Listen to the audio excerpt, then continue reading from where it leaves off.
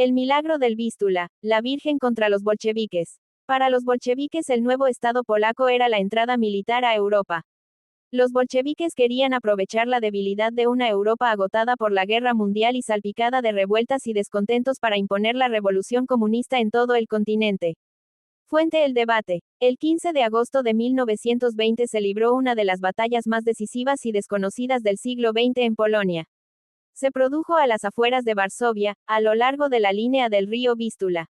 Hacía apenas 2 años que se había instaurado la Segunda República y Polonia por fin gozaba de una independencia de la que había carecido durante mucho tiempo.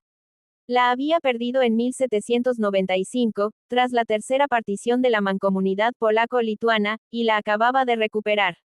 Era un estado muy frágil que se había recompuesto tras la Primera Guerra Mundial con territorios de Alemania, Austria-Hungría y Rusia. En medio de la guerra civil rusa, entre rojos y blancos, los bolcheviques, sintiéndose fuertes y con un ejército rojo ya imparable, decidieron invadir Polonia, a la cual consideraban simplemente una provincia suya. Esta invasión no era un fin en sí misma. Para los bolcheviques el nuevo Estado polaco era la entrada militar a Europa. Los bolcheviques querían aprovechar la debilidad de una Europa agotada por la guerra mundial y salpicada de revueltas y descontentos para imponer la revolución comunista en todo el continente. Lenin lo había dejado bien claro en un famoso discurso del 5 de mayo de 1920, que terminó con el grito: "Adelante a Occidente".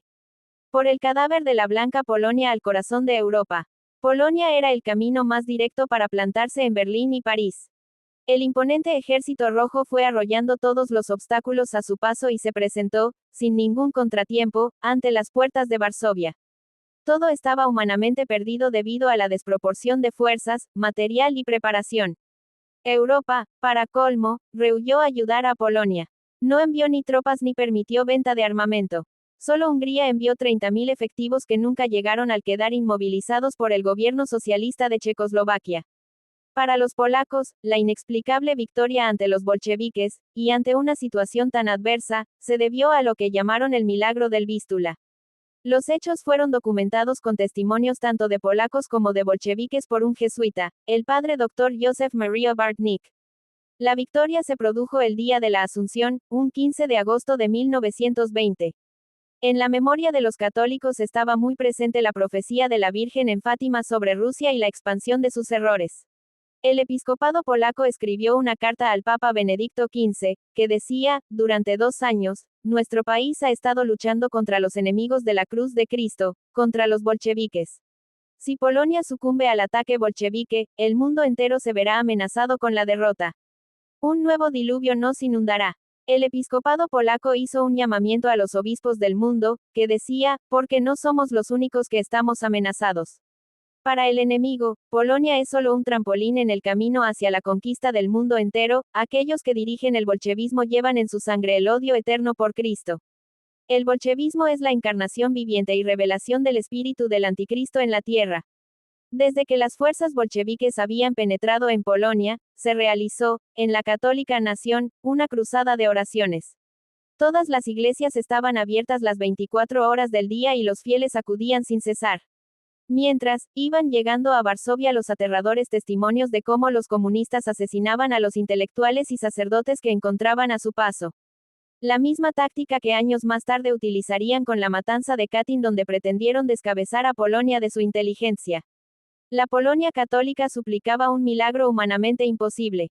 Tanto los bolcheviques como la mayoría de los expertos extranjeros y la prensa continental consideraban que la nación eslava estaba al borde de la trágica e inevitable derrota. Los bolcheviques estaban tan absolutamente seguros de su victoria que fijaron el 15 de agosto la fecha de la conquista de la capital. Ya tenían preparado un gobierno comunista y contaban con 40.000 obreros comunistas polacos quintacolumnistas dispuestos a recibirles con los brazos abiertos. En definitiva, Varsovia estaba perdida. Pero al iniciarse el asalto se produjo un auténtico milagro para los creyentes, o un hecho inverosímil para los bolcheviques.